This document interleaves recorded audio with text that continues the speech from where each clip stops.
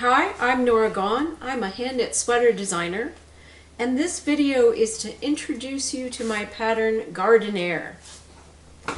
Gardenaire was knit in several different yarns with a lot of different choices of length and neckline, and the big thing is that there's a big choice of construction. You can knit it circularly or flat.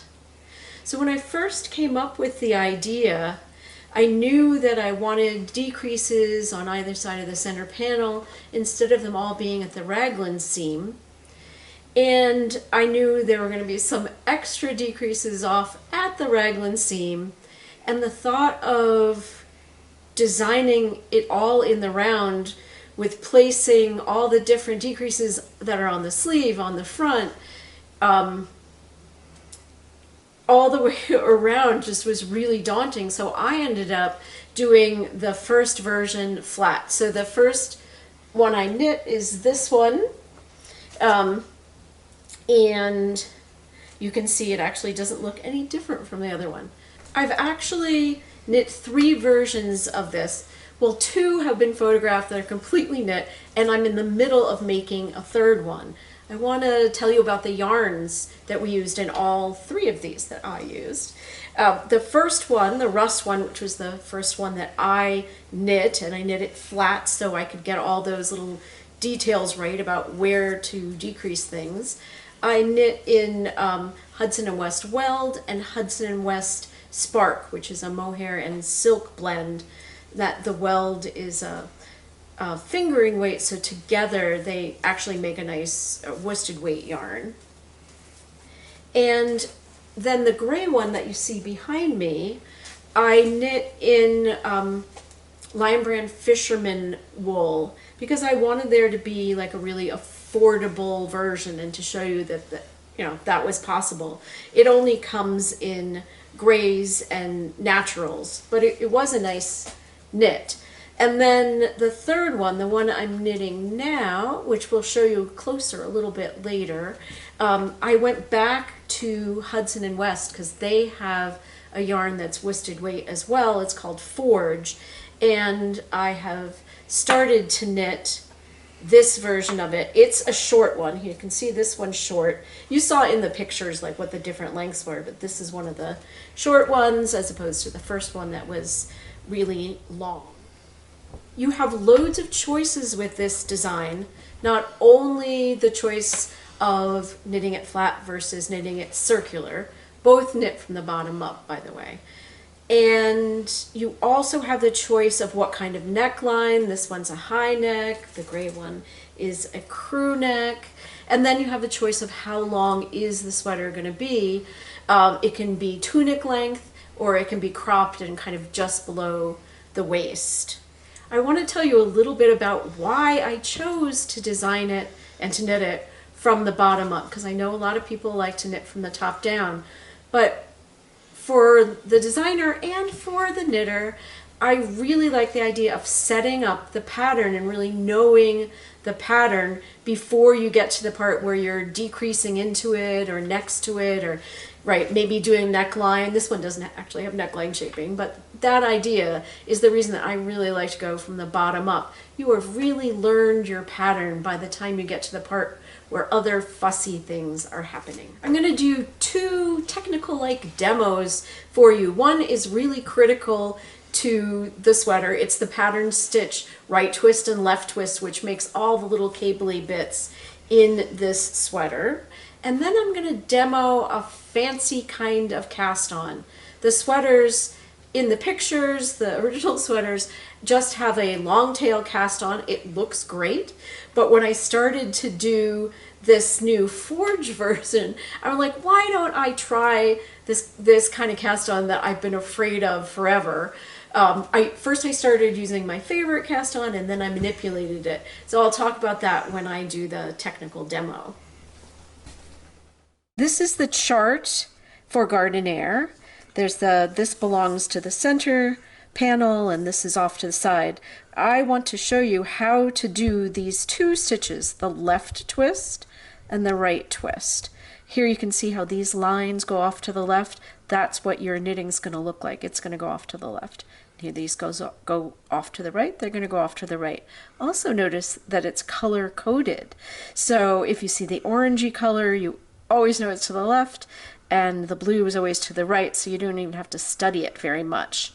I also have the written instructions for those of you who are not good with charts. So it's all written out. For me, the chart is everything. I really love the chart. And in the glossary, it tells you how to do the right twist and left twist, like I'm going to show you. I've worked to the place where I need to do a left twist, so we'll do that one first. You slip as if to knit, slip a second one as if to knit, and slide these back onto the left-hand needle. That'll seem really familiar because it's just like a slip-slip knit that many of us do. Many of you guys do. So now I want to knit into the back of the second stitch, going in from the back there, but don't take anything off the needle. Knit into the back of both of them, pull that through. Now you can take everything off. When you first do it, it doesn't look like much, but don't worry because later it will. Now I want a right twist, which is easier than the left twist. You knit two together, don't take it off the left-hand needle, then just knit the first one. Then you can take everything off. So then we have another left twist, slip, slip, put over, knit into the back, knit into the back of both together.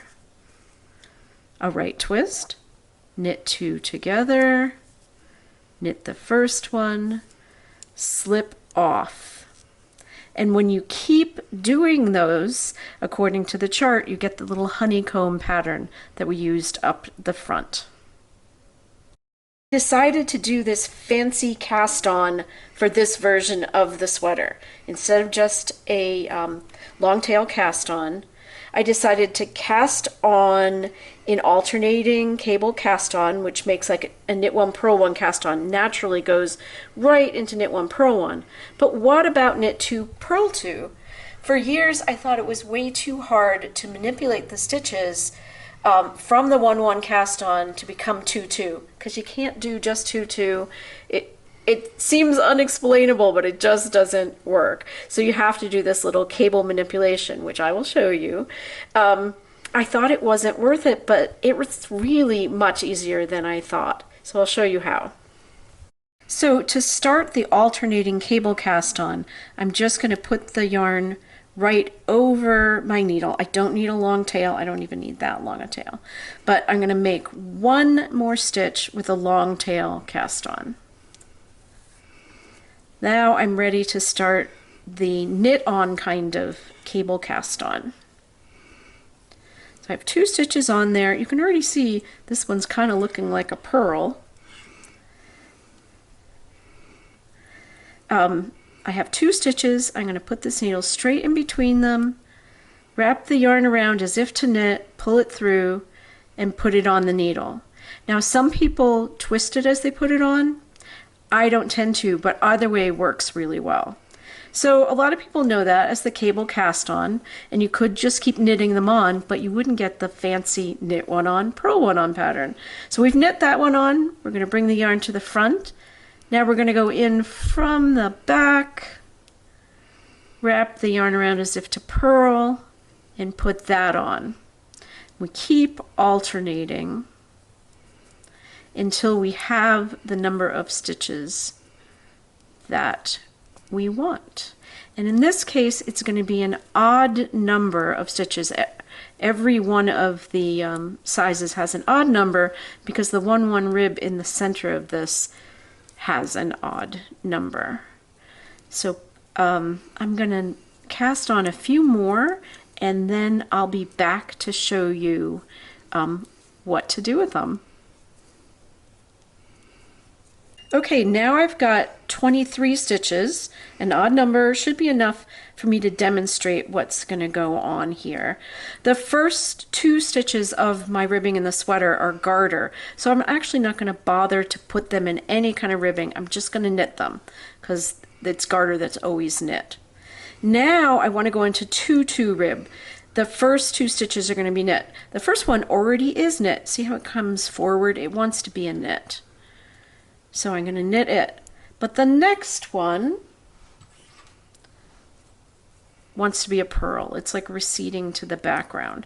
So I'm going to take it, put it on a cable needle, hold it and back, and the next stitch is a knit, so I can knit it. The next 2 in purl 2 rib are going to be purls. So I take this purl that I have on my cable needle, put it back up there, purl it. Next one's a purl, so that's 2 purls in a row. That's great. Next one's a knit. That's what I want. And now I'm back to needing to hold this purl to the back while I knit the next knit and then put it back on. And there I am, 2 purls, and all the 2-2 rib just goes like that. I know this doesn't look like much yet, but we'll show you a close-up of how nice that is. Now, in the middle of the sweater, there's some 1-1 rib. There are 2 purls, and then it goes to 1-1 rib, and it's already perfectly lined up. That one wants to be a knit. That one wants to be a purl. It's kind of receding to the background. And we do the whole center section like this. It's an odd number, so I can stop there. And I need 2 purls. So I have 1 purl, and then I have a knit. So this time I have to put the knit in the front and use the purl. Put the knit back on there, knit it, and the next stitch, purl the purl, and I'm back to the, okay, there's a knit, but I wanted a purl, so I have to put it in the front, purl that, and the last 2 are knit. On your sweater, the numbers will be right so that there are 2 knits and then 2 garters after that. But I wanted to show you how to manipulate the 2-2 rib, and then it goes right into 1-1 and back to 2-2. So here's the close-up of the 2-2 rib with that cast on and the 1-1, how it transitions into 1-1. So if you want this nice round start, this is a way to do it. And I have to admit, it's much easier than I thought it would be. After you've knit straight up from the bottom, you come to the point where you're at the armhole, and whether you're knitting it flat or in the round, we have to start decreases. So here I wanted you to see this is where the decreases are that you might normally expect to be at the raglan line. They're every 4th row, so this is really logical up the front. And see how it tilts the stitches over, makes it kind of special. And at the same time that the armhole starts, you also add this little related pattern here and add any additional decreases that are needed here. The sleeve has raglan decreases pretty much where you'd expect them. And then you'll need a few more decreases, and they're right here at the top of the sleeve, like a little sleeve dart. You can see how it shapes it in there. So you can start to picture why there was so much going on, and I decided to knit it in pieces first and then convert it to be in the round. Here's a demo of the magic of blocking. This is my front or back. I forgot to mention before that the front and the back are identical on this sweater, but here is either the front or the back. It hasn't been blocked, but I wet blocked the other one. Look at the difference. I mean, there's a size difference, there's a stitch quality difference. Of course, it just looks beautiful now. So definitely do not be distressed when your knitting looks like this, kind of crumpled up and not as nice as you'd like it, because just a little water and this is what you've got.